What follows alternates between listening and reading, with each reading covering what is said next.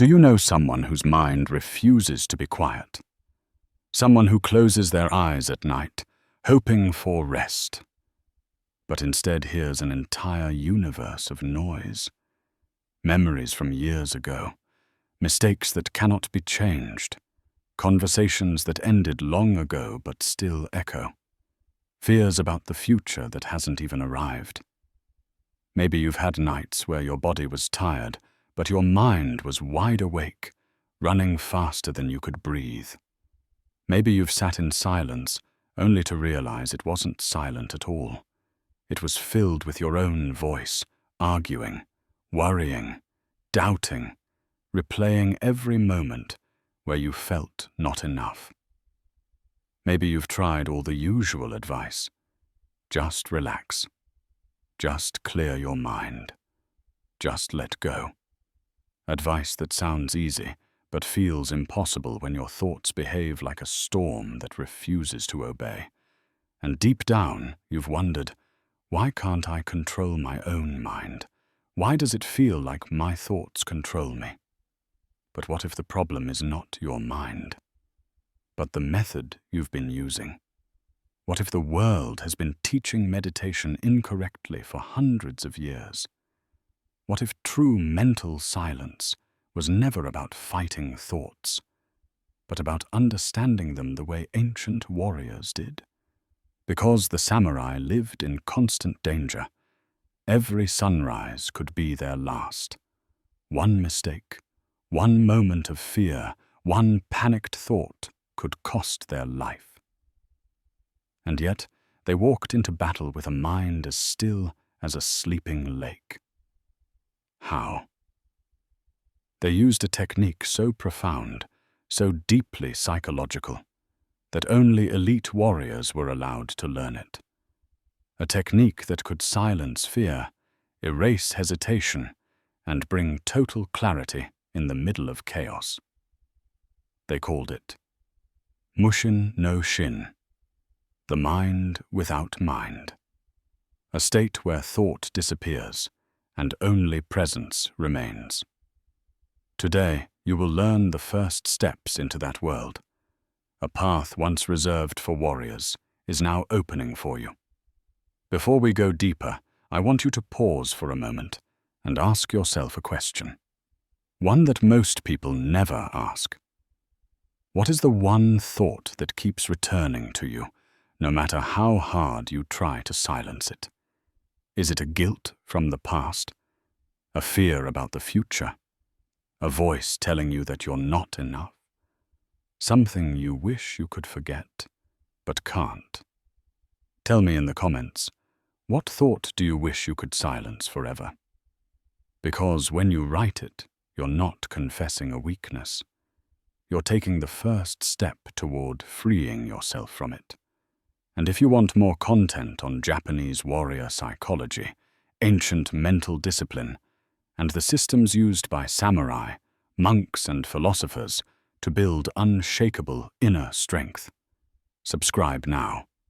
Not for the numbers, but because I know how many people live trapped inside their own minds with no map, no mentor, and no method. This video is that map.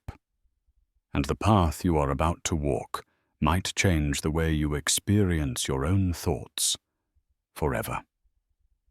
Now, let us begin the journey toward silence. Chapter 1. When the mind becomes the enemy.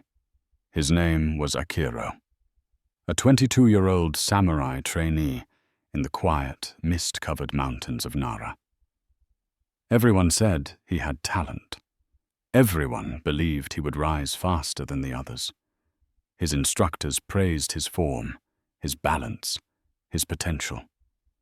But Akira carried a secret inside him, a secret that no one could see, but that consumed him every time he held a sword.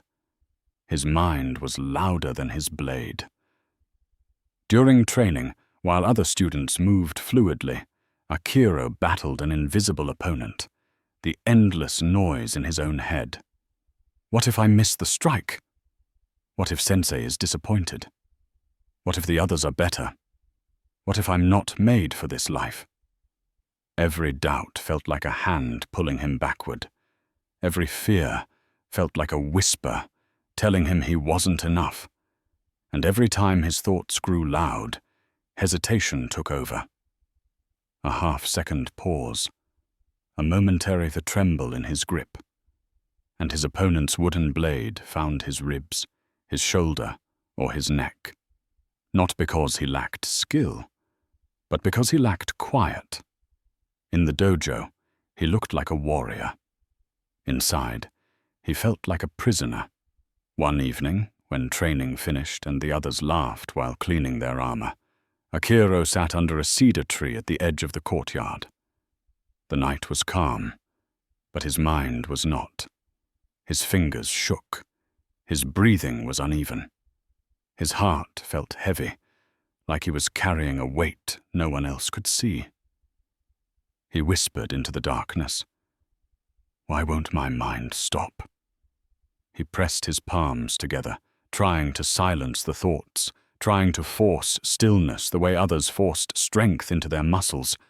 But the more he fought his thoughts, the louder they became, like striking a drum and expecting silence. That night, the sky was full of stars, but Akira felt trapped inside a storm that existed only in his head. He hated that no matter how hard he trained, the battlefield inside his mind was always one step ahead of him.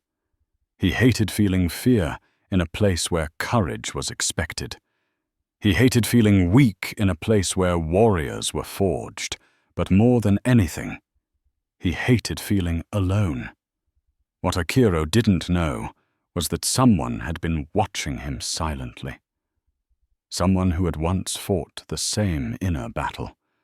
Someone who understood the noise inside a warrior's mind better than anyone alive. A man the students only whispered about. A man who appeared rarely, spoke little, and carried a presence so still that even the wind seemed to quiet around him. That night, as Akira stared at the ground in defeat, a shadow moved behind him, and the teacher who had mastered silence decided it was time to teach Akira how to fight the enemy that lived within. Chapter 2. The Master Who Spoke in Silence. Akira felt the presence before he heard the footsteps. The air shifted. Subtle, but unmistakable, as if the world itself paused to acknowledge someone entering it. When he turned, he saw an elderly man in simple grey robes, hands folded behind his back, eyes calm like the surface of still water. Master Ryoshin, a legend in the dojo. Some said he once fought 10 bandits alone. Some said he could sleep with his eyes open. Some said he had achieved Mushin, the mind without mind. But no one truly knew, because Master Ryoshin rarely spoke.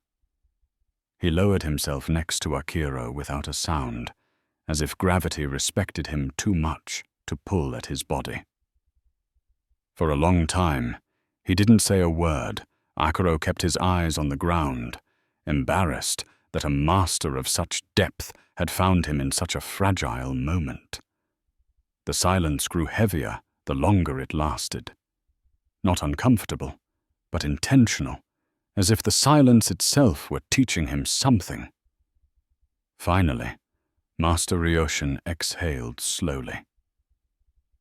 "You are not losing because your sword is weak," he said quietly.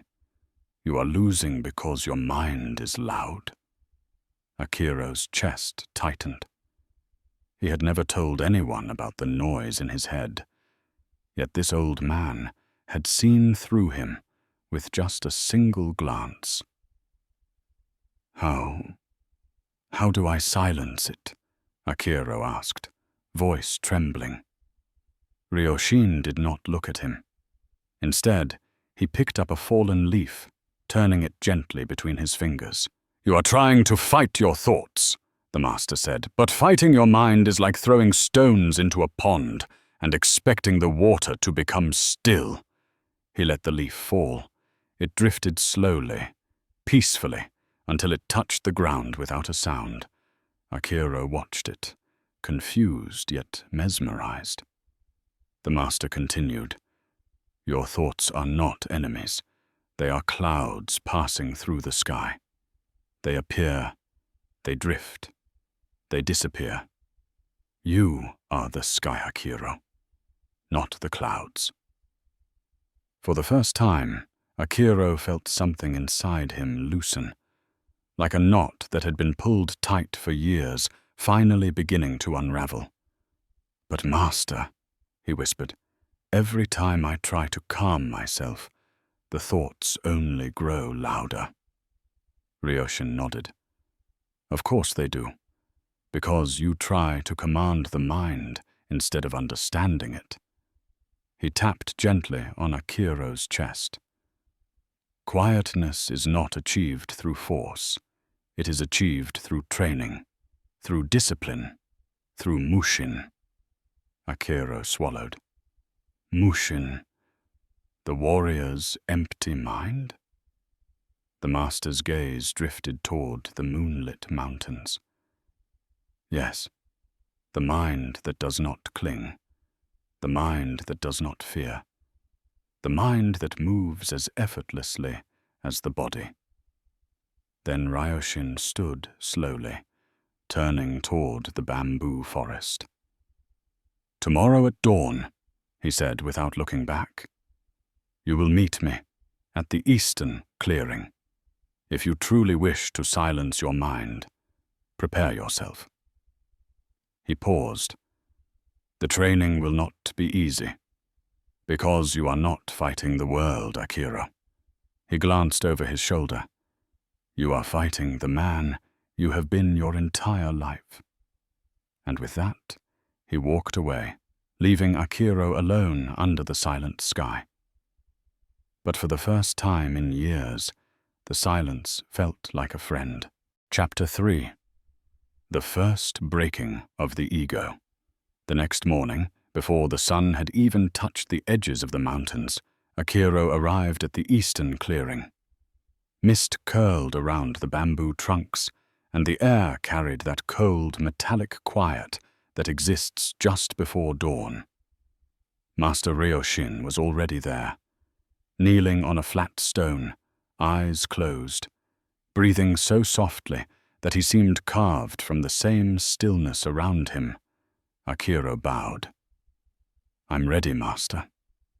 Ryoshin opened his eyes slowly, as if returning from another world. No, he said gently. You are not ready, but you are here, and that is enough.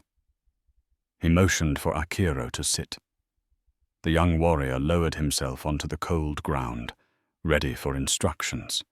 A breathing technique, a meditation ritual, perhaps a kata to control his thoughts. Instead, the master said, Hold your sword. Akira obeyed. He gripped the hilt firmly.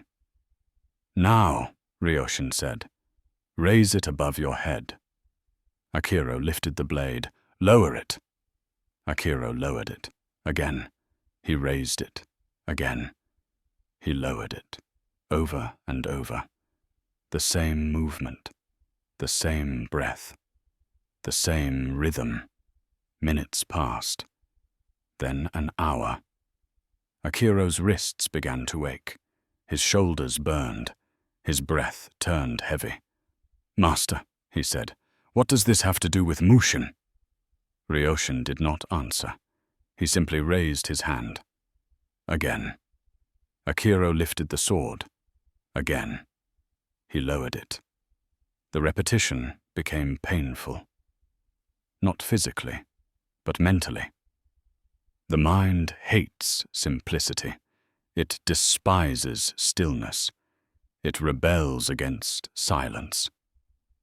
Frustration began to claw at Akira's chest. His thoughts grew louder, shouting at him. This is pointless. I should be training real techniques. I'm wasting time. Why is he doing this to me? His breath turned ragged. He lowered the sword too fast, and the tip struck the ground. Ryoshin finally spoke. "There," he said softly. "Do you see it?" Akira frowned. "See what?" "That voice screaming inside you." Akira froze. "That voice," Ryoshin said, "is your true opponent." He stood and walked behind Akira. "Your mind is addicted to noise, addicted to chaos, addicted to movement. So when I gave it simplicity, it panicked." Akira swallowed. Ryoshin placed a hand on his shoulder. "This is the first breaking of the ego. The moment you realize you do not control your mind controls you." The swordmaster stepped in front of him. "Mushin is not about emptying the mind," he said. "It is about noticing the noise and choosing not to obey it." He tapped Akiro's temple. "Again." Akiro lifted the sword.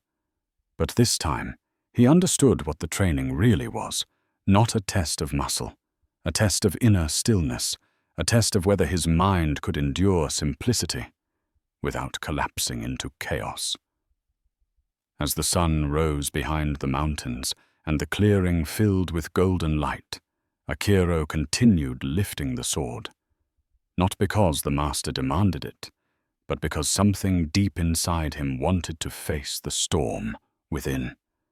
And for the first time in his life, he felt the faintest ripple of quiet beneath the shouting of his thoughts. It was small, barely noticeable, but it was there, a seed of stillness beginning to grow. Chapter 4. The War Within the Mind. The following days were harder than anything Akira had ever faced in combat. Not because the training was physically impossible, but because it was mentally unbearable. Each morning, he arrived before dawn, and each morning, Master Ryoshin greeted him, not with philosophy, not with wisdom, not with long teachings, but with the same command. Again. Lift the sword. Lower the sword. Repeat. Hours passed, then more hours. Sometimes the master walked in circles around the clearing. Sometimes he simply stared at the distant mountains, as if listening to a conversation Akira could not hear. But Ryoshin always knew the exact moment Akira's mind began to unravel. It always started the same way, with boredom, with questions, with the inner voice complaining, "This is too slow. I need progress. Why won't he teach me real techniques?" Then frustration would tighten in his chest like a vice, then anger, then fear. Fear of being left behind, fear of wasting time, fear of never becoming a true samurai. The master would only say, "Do not resist the noise, observe it." But Akira didn't want to observe it. He wanted it to stop. One afternoon, after nearly 5 hours of the same repetition, Akira snapped. He slammed the wooden blade into the ground. "Master!" he shouted. "This is not training. This is torture." Ryoshin turned to him calmly, as if he had been waiting for this explosion. "Good," he said softly. "Now your real training can begin." Akira wiped sweat from his forehead, shaking with rage. "How is this helping me? How is lifting a sword 1,000 times supposed to quiet my mind?" Ryoshin approached him, placing his hands behind his back. "The mind reveals itself under repetition," he said. "In chaos, everyone believes they are strong. But in stillness, all illusions die." He pointed to Akira's chest. "You think your thoughts are truth, but they are only echoes, old fears repeating themselves." He stepped closer. "The ego survives by creating noise. If it cannot distract you, it will attack you.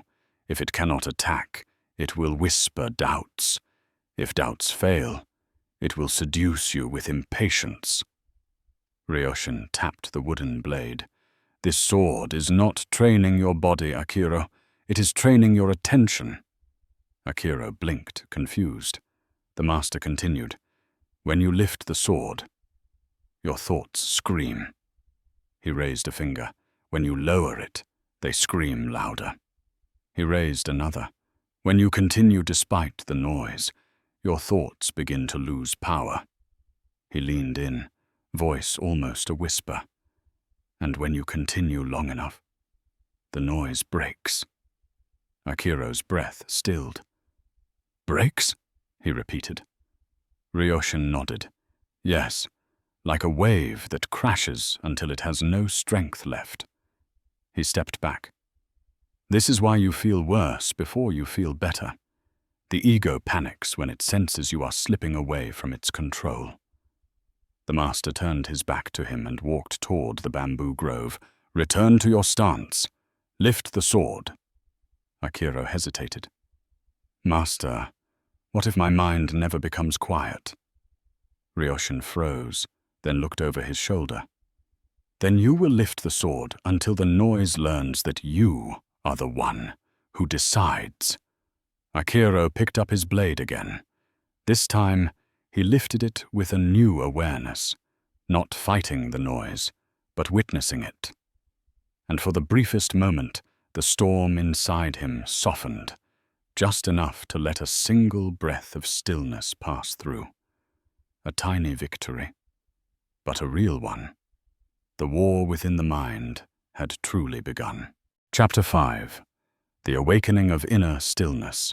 Master Ryoshin led Akira to a quiet corner of the forest, an area so silent that even the wind seemed to drift more gently, as if respecting the stillness carved into the land.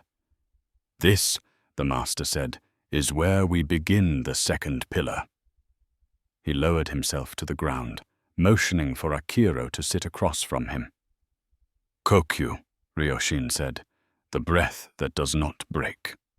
Akira sat upright. Close your eyes, Ryoshin whispered. Akira obeyed. Now breathe in, the master said softly. Not through effort, through invitation, as if the horizon itself is entering you. Akira inhaled slowly. The morning air was crisp, carrying the faint scent of moss and bamboo. Exhale, Ryoshin continued, as if releasing a lifetime of weight. Do not push the breath out.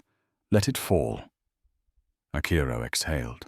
His shoulders softened, his chest loosened. For a moment, just a moment, he felt something slip away inside him. A tension he didn't know he was holding. This breath, Ryoshin said, is the doorway to Mushin. The absence of force. For days they repeated this, hours sitting in silence, breathing so gently that even the bamboo leaves seemed louder than their breaths. At first, Akira felt restless. The mind hates emptiness. It will do anything to fill it. But slowly, almost imperceptibly, something inside him began to reorganize. His thoughts still appeared. Worries, doubts, memories, like birds landing on a branch, but they no longer startled him. They no longer grabbed him. They no longer controlled him. Instead, they came and they left, passing through him like travelers moving along a road. And as the thoughts softened, Akira noticed something he had never felt before. Space, a space between one thought and the next. A space between fear and action. A space where his breath moved freely, without effort, without judgment. The master watched him quietly, as if studying the movement of a new river. One evening, as the sun dipped low and painted the forest gold, Ryoshin finally spoke. You are beginning to understand, he said, his voice gentle. Not by force, but by surrender. Akira opened his eyes. Surrender? He asked. the master nodded. To breathe without controlling, to think without clinging, to feel without drowning. That is surrender. Akira hesitated. Master, how will I know when I have reached Mushin? Ryoshin stood, walking to a grove of tall bamboo. The wind swept through them, and the stalks bent gracefully, not resisting, not collapsing, merely moving with absolute harmony. He pointed at them. When you move as they move, he said, without thinking, without resisting, without fear. Akira watched the bamboo sway, a quiet dance with the wind. There was no hesitation, no doubt, no ego, only response, only presence, only flow.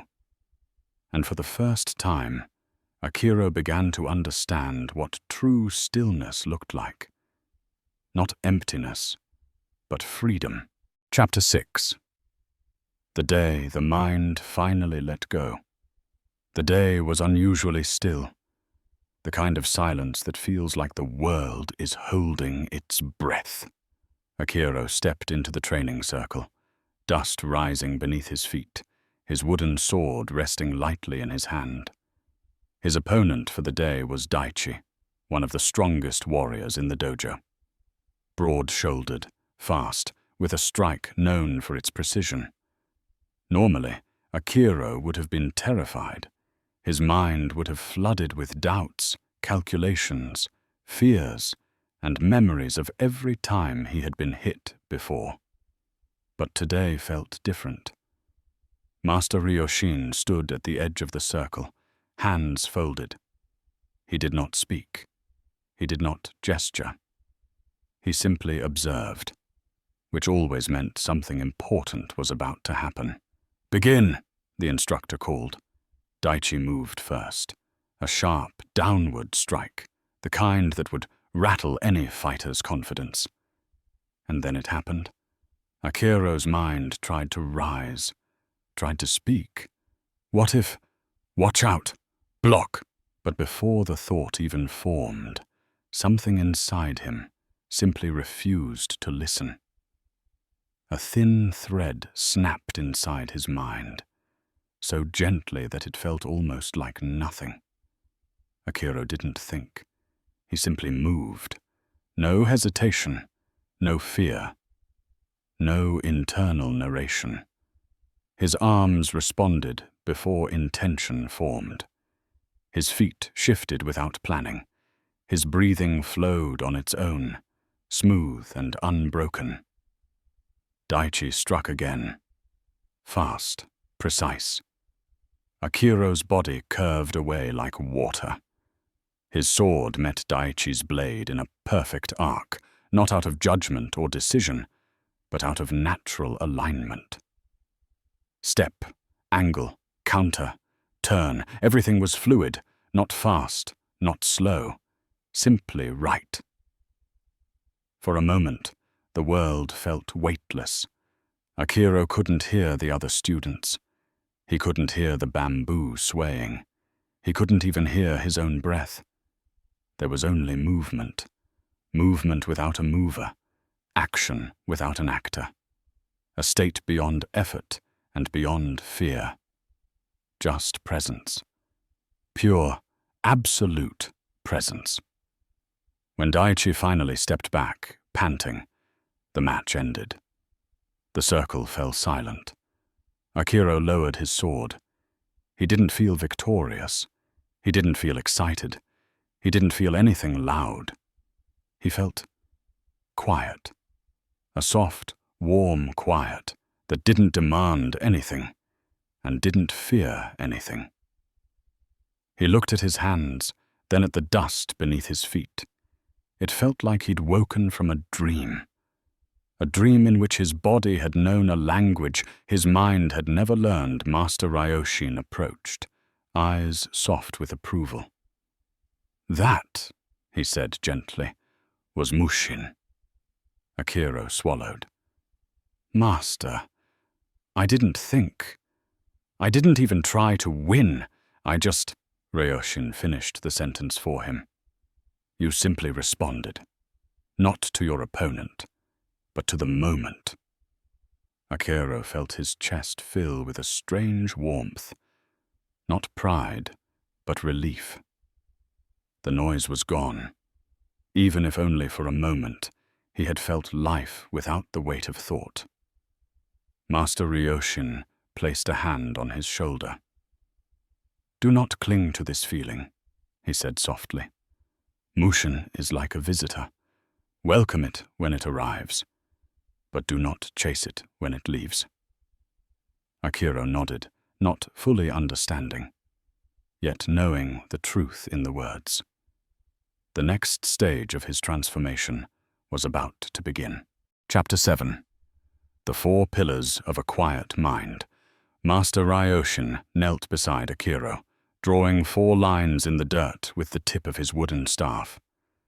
Each line was straight, precise, intentional, like the master himself. These, he said, are the 4 pillars that hold the quiet mind. Without them, Mushin collapses. With them, even a storm cannot disturb you. Akira leaned closer, his heartbeat settling into a soft, steady rhythm as the master began to speak on Kanshin. Observe without resisting. Ryoshin touched the first line. Most people fight their thoughts. They try to cut them, suppress them, outrun them. He shook his head. But resistance feeds the noise. Thoughts are like fire. The more you touch them, the more they burn you. Akira listened, remembering the countless hours he spent drowning in mental chatter. When you observe, the master continued, you remove the fuel. Thoughts rise, then fall on their own. He looked at Akira. Kanshin is the beginning of freedom. Akira felt those words settle into him like stones, sinking gently into a riverbed. 2. Kokyu. Breathe without force. Ryoshin pointed to the second line. Your breath is the thread connecting body and mind. When breath is broken, the mind fractures. He placed Akira's hand on his own chest. Feel how my breath flows? Not pushed, not pulled. Simply allowed. Akira nodded. He had felt that same effortless rhythm during meditation, and in that one moment during combat. Kokyu anchors the present moment, the master said. Awareness follows breath. Stillness follows awareness. 3. Setsuna. Return without judgment. Ryoshin tapped the third line with unusual gentleness. This is the pillar students ignore. Akira raised his brows. The master continued, Your mind will wander, it will stumble, it will fall. He gave Akira a long, knowing look. But Mushin is not the absence of falling. It is the art of returning. He drew a circle around the line. No shame, no frustration, no inner punishment. He whispered, Forgive the mind, and the mind learns to forgive itself. Akira felt something loosen inside him, a knot of self-criticism that had lived there for years.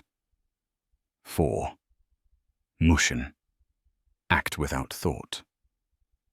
Ryoshin touched the final pillar. This is the flowering of the system, but people misunderstand it. He closed his eyes briefly. Mushin is not emptiness, it is clarity. It is the moment where awareness moves faster than thought, where the body acts before fear arrives, where intuition becomes truth. He lifted his staff and traced a circle around all 4 lines. When these pillars unite, thoughts do not disappear. They simply stop ruling you. Akira felt a deep, warm silence fill his chest, not the forced silence he once tried to create, but a natural quiet that came from understanding instead of control.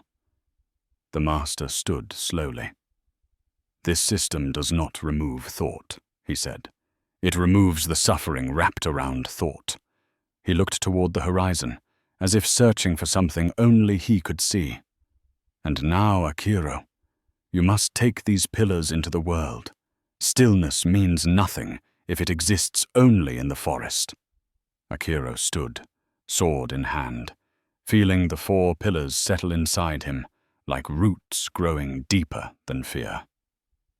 The next lesson would demand everything he had built so far. Chapter 8. The Legacy of No Mind. Years passed, and the forest changed with the seasons. Leaves falling, snow melting, spring returning again and again. The same cycle that lives inside every human being. Akira grew older, but the stillness within him only deepened. He no longer trained for strength. He no longer trained for speed. He trained only to maintain that quiet bridge between breath, awareness, and the simple truth of the present moment. Soon, younger warriors began seeking him out. They came with the same trembling hands he once had, the same anxious eyes, the same fear of their own thoughts. Some were proud. Some were broken. Some were angry at the world. But all of them carried noise inside their minds, noise that had become heavier than any sword. Akira saw pieces of his younger self in each of them. He trained them not with shouting or harshness, but with the same gentleness Master Ryoshin had shown him. He taught them to lift the sword slowly, to breathe without forcing, to sit with their storms until the storms softened into rain. He never promised quick mastery. He never promised peace in a week. He promised only a path, one breath, one return, one moment of presence at a time. One evening, as the sun turned the river gold, a young student sat beside him, Sensei.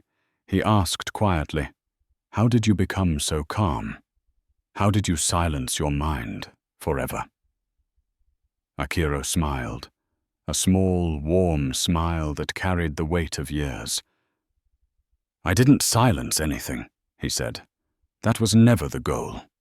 He picked up a pebble and tossed it gently into the river. Ripples expanded across the surface. "Thoughts are like this," Akira said. "They appear, they move, they fade." He looked at the boy. "The river doesn't fear the ripple, and you must learn not to fear your thoughts." The student nodded, trying to absorb the wisdom. But Akira knew. Some lessons are not learned, they are lived. He stood slowly.